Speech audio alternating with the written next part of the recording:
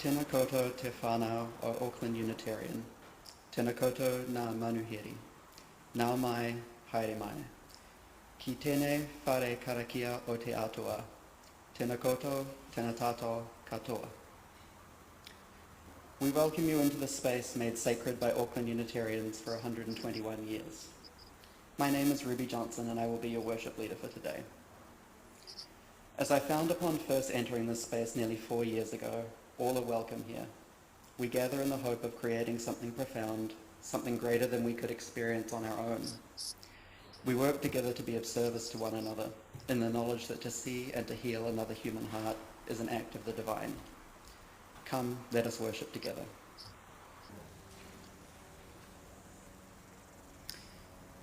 Today's opening words are by Dr. Bessel van der Kolk from his book, The Body Keeps the Score. If your parents' faces never lit up when they looked at you, it's hard to know what it feels like to be loved and cherished.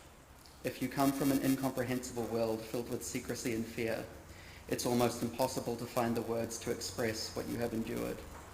If you grew up unwanted and ignored, it is a major challenge to develop a visceral sense of agency and self-worth. If this quote does not apply to you, then there is a good chance it applies to someone you have known and loved. The world around us is filled with wounded children who grow into wounded adults.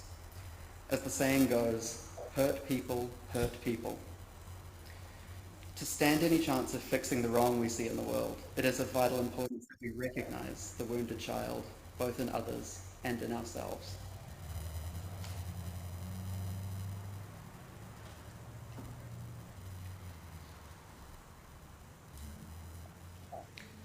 We light this chalice in the hope that we may be healed. Well, we hope we can light this chalice. That we may be healed as individuals, as a community, and as a world. We make sacred this flame as a beacon of hope, small as it may be, casting upon it our longings and our fears, that we may lay down for this brief time our burdens and take refuge in each other's company.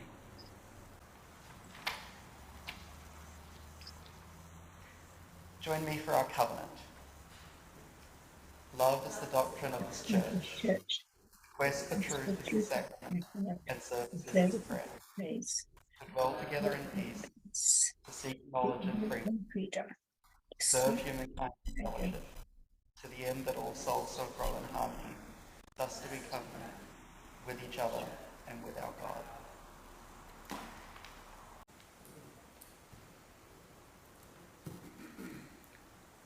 I've called today's talk A Still Small Voice, listening for the divine when you're sure that no one is speaking.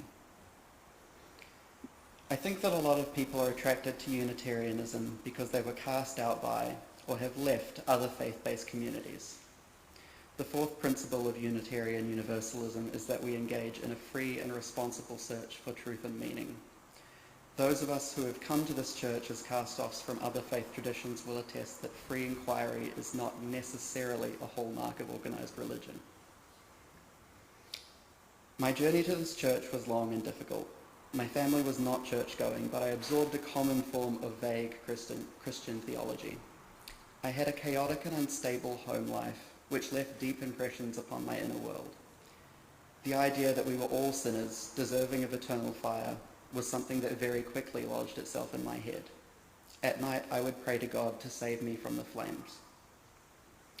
I put off questions about God and the meaning of life until I was around 16, with the complication that this was also around the time I was realizing that I was queer. I made some friends at school who were extremely religious and started attending church with them. I'm not sure even to this day what denomination the church was, but suffice to say that it was theologically conservative. But I tried to believe. I began to pray every night, and I got something in return. Nothing as dramatic as a voice from on high, but something that brought me some kind of peace. Eventually, my discomfort with the social values of the church at large, and my friends in particular, became too much for me, and I stopped attending. It was a painful and isolating experience which created inside me a deep mistrust of anything related to religion. I wallowed in that resentment for over a decade, only to find myself here. Why am I here, in this church? Why are any of us? Those who have been rejected, excluded, and marginalized. What do we find in this community? I believe that if you were to ask this question of those attending today's service, you would find that what people look for most in a church community is connection and guidance. In most faith communities, at least most Christian ones, this connection and guidance is facilitated by communion with a defined higher power. You are supposed to come to God in prayer and allow him, and it is always him, to speak to you.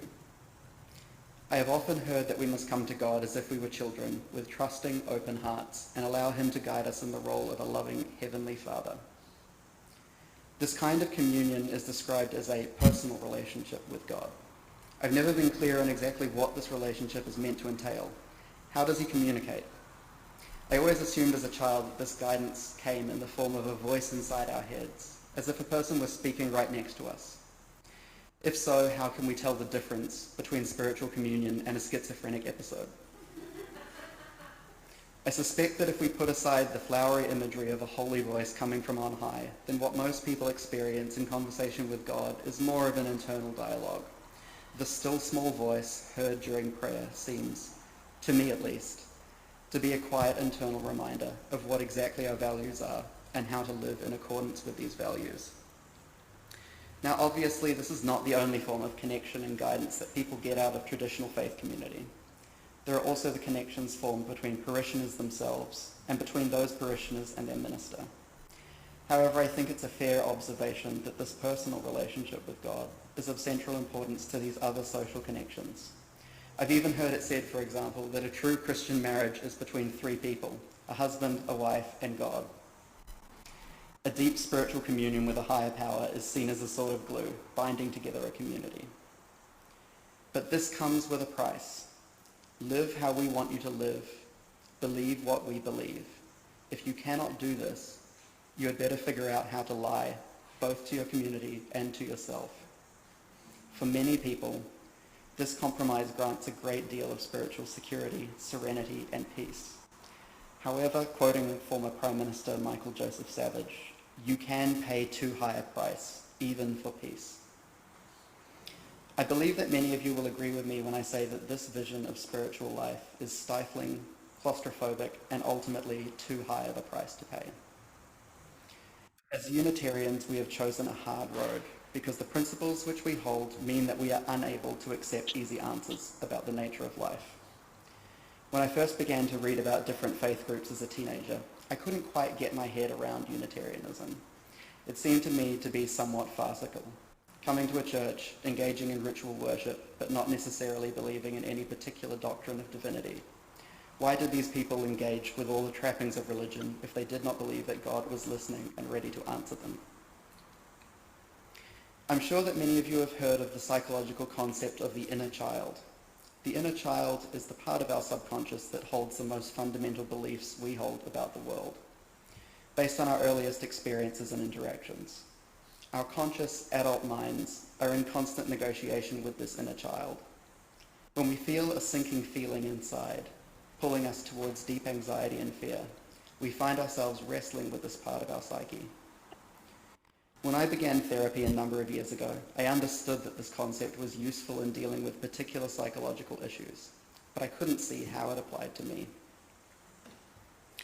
I was asked to explore the fears and insecurities that came up during the course of a day and to track these thoughts back to the lessons I learned about life as a child, that it was frightening, unfair, unsafe, etc. However, rather than my therapist attempting to talk me out of these positions, she would ask me what I would say now as an adult if I were to be put in charge of a child who was distressed. What I quickly realized was that no matter how cynical my own conclusions about the world may be, I would sincerely seek to calm and comfort this child. Now replace this imaginary distressed child with the very real distress that each of us feels somewhere deep down inside. Would you speak to your own inner child with the same warmth? Managing our inner child is nothing more or less than engaging in this internal exercise every time we feel upset. Most children learn to do this automatically, to a greater or lesser degree, depending on how this kind of calming behaviour was modelled by the adults around them. For those of us who begin to learn this as adults ourselves, it is a very frustrating process. Why can everyone else cope when I cannot? To me, inner child work fundamentally resembles prayer. The wounded child comes to the calming adult presence and seeks comfort. What is remarkable is that each of us is able to do this inside of our own heads. While I do not seek to entirely explain away the mystical connection that one might feel while praying, I do think that a huge part of prayer is doing exactly what I was asked to do in those therapy sessions. In essence, a part of ourselves prays to another part of ourselves, and miraculously we receive an answer.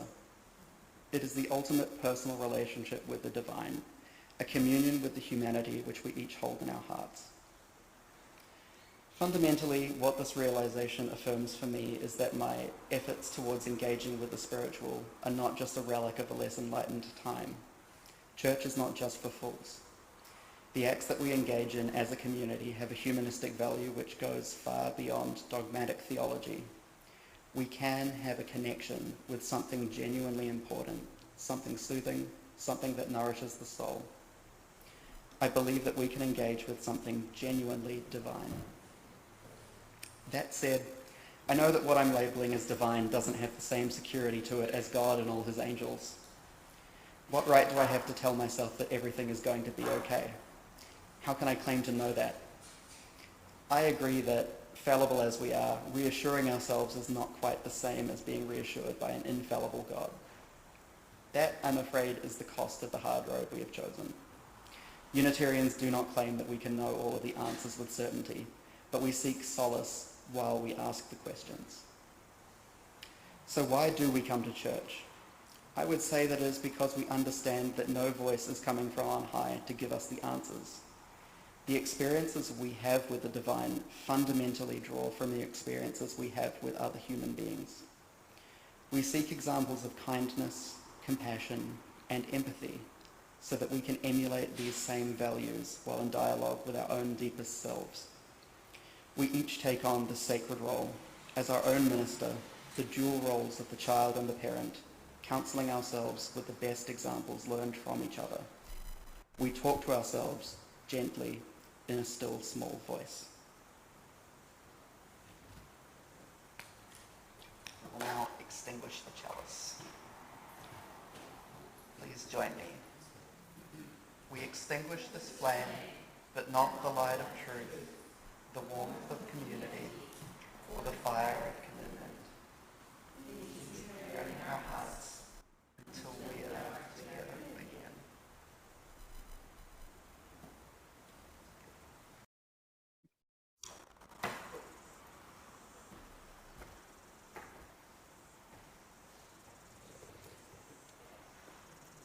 As we conclude our hour of rest together, take heart from the examples we set for each other.